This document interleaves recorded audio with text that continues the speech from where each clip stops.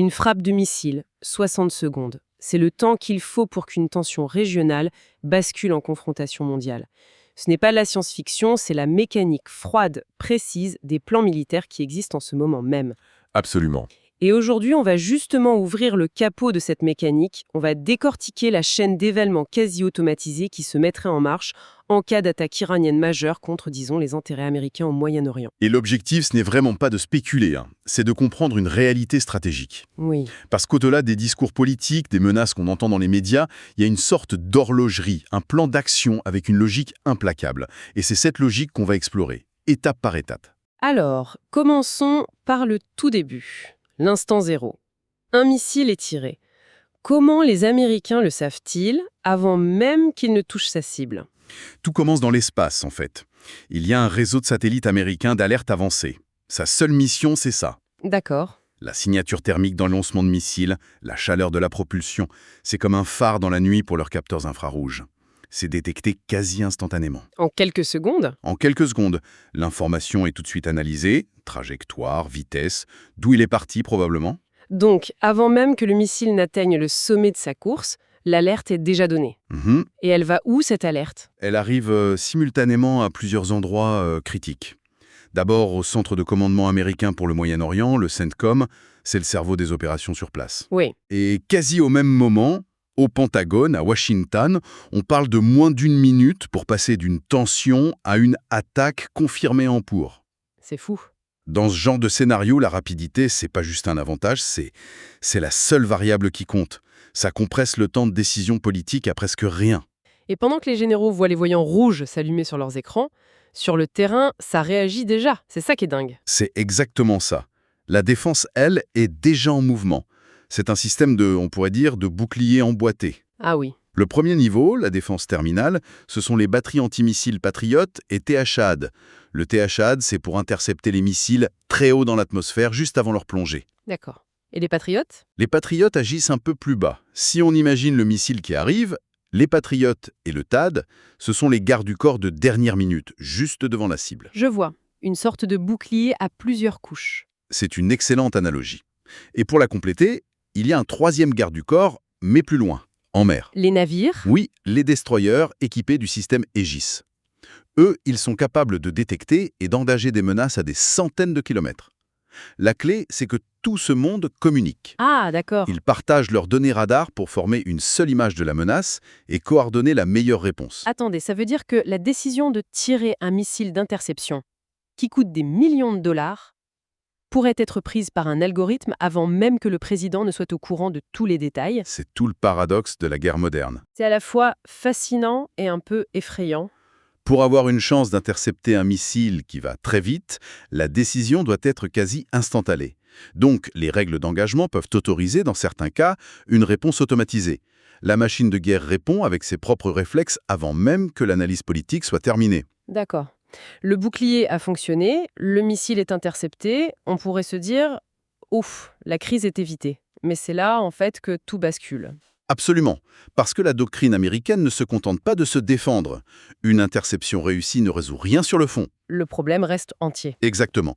L'objectif stratégique, c'est d'empêcher que ça se reproduise une heure ou un jour plus tard.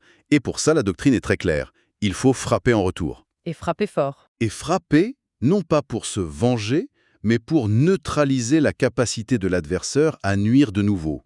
Donc ce n'est pas une punition, mais plutôt une opération chirurgicale à grande échelle. C'est exactement le terme.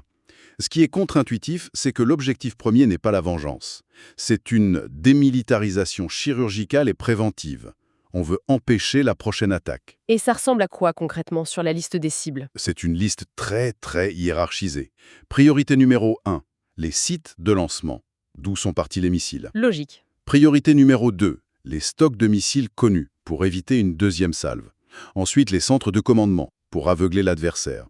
Les infrastructures radars. Et enfin, une cible clé, les bases des gardiens de la Révolution. C'est le fer de lance de l'armée iranienne ? Exactement. Le message est donc clair, neutralisation rapide et massive. Et pour mener cette chirurgie, j'imagine que les moyens ne manquent pas. Les options sont multiples et souvent combinées. Il y a d'abord les frappes qui ne mettent aucun pilote en danger. Des centaines de missiles de croisière Tomahawk. Tirés depuis des sous-marins. depuis des sous-marins ou des navires de surface en mer d'Oman. C'est la première vague, précise, massive. Mais ça ne suffit pas toujours pour les cibles les plus protégées, j'imagine, les bunkers. Non, exactement. Pour ça, il faut plus de puissance. Et c'est là qu'interviennent les frappes aériennes, menées depuis les porte-avions qui patrouillent dans le Golfe. Et il y a encore un niveau au-dessus? Oui. Pour les cibles les plus stratégiques, les mieux défendues, il y a l'option des bombardiers furtifs, les B-2. Ah oui. Ils peuvent décoller des États-Unis, traverser la planète sans être détectés et pénétrer l'espace aérien iranien pour délivrer des bombes anti-bunkers. D'accord. La riposte américaine est donc massive, technologique, directe, mais on sait que la stratégie iranienne est plus artise, asymétrique. Ils ne chercheraient pas à répondre coup pour coup, si? Non, ce serait suicidaire face à la puissance américaine. Et vous mettez le doigt sur le point essentiel. Celui qui fait passer le scénario d'une simple escarmouche à un conflit régional. C'est-à-dire? L'Iran sait qu'il ne peut pas gagner un match de boxe conventionnel. Alors depuis des décennies, il a changé les règles du jeu. Il a développé une stratégie d'influence indirecte. Avec ses alliés dans la région? Voilà, en s'appuyant sur un réseau de groupes armés dans tout le Moyen-Orient, ce qu'on appelle ses proxys.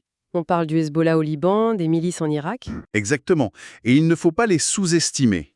Le Hezbollah, par exemple, a un arsenal qui rivalise avec celui de certaines armées. En Irak, les milices pro-iraniennes peuvent rendre la vie des soldats américains sur place infernale. Donc si les États-Unis frappent l'Iran, Téhéran peut activer ses relais, et tout d'un coup vous ouvrez des fronts secondaires. pour disperser l'attention et les forces américaines. Précisément. Le conflit n'est plus un face-à-face au-dessus du Golfe. Il se métastase.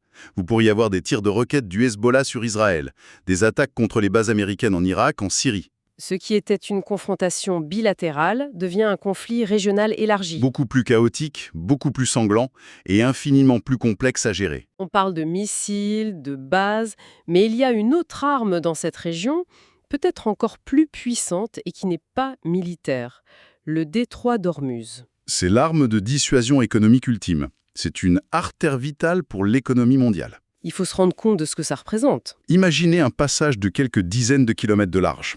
Par là transite chaque jour près d'un quart du pétrole mondial. Un tiers du gaz naturel liquéfié. C'est énorme. Tous les supertankers qui quittent le Golfe passent par là.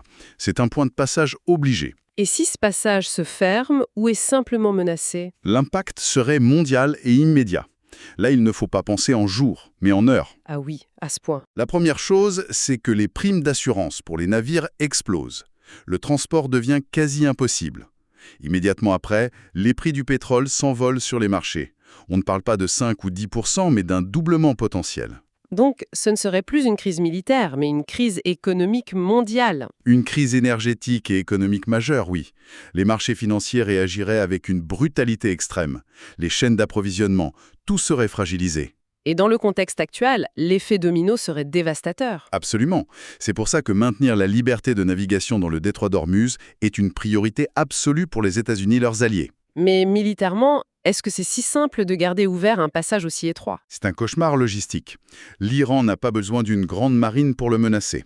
Ils peuvent utiliser des mines navales, des essaims de petites vedettes rapides, des missiles tirés depuis la côte. C'est très difficile à contrer. Nettoyer et sécuriser ce passage sous le feu serait une opération extrêmement complexe et risquée.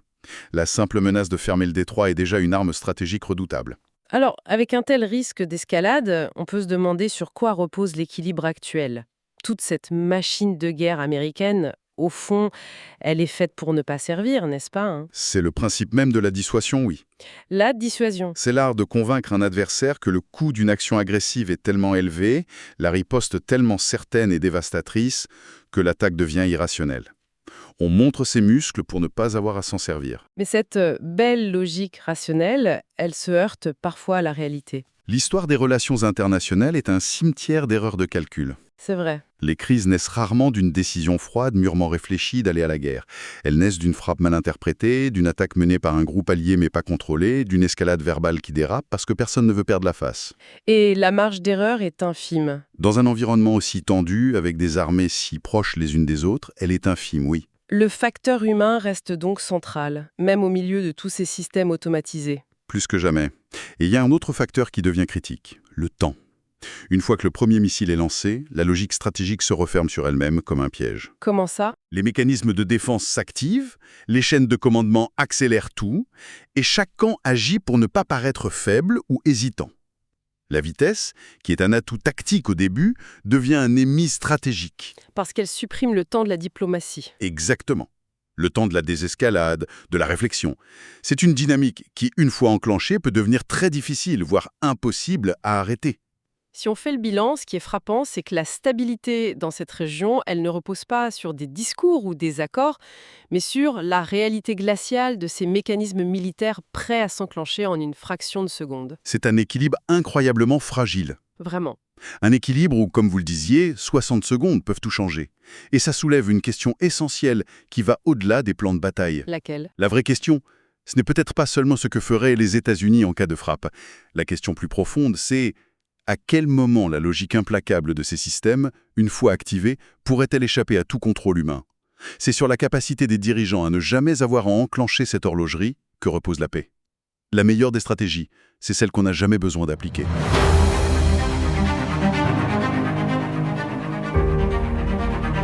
Abonnez-vous à la chaîne et activez la cloche pour ne rien rater.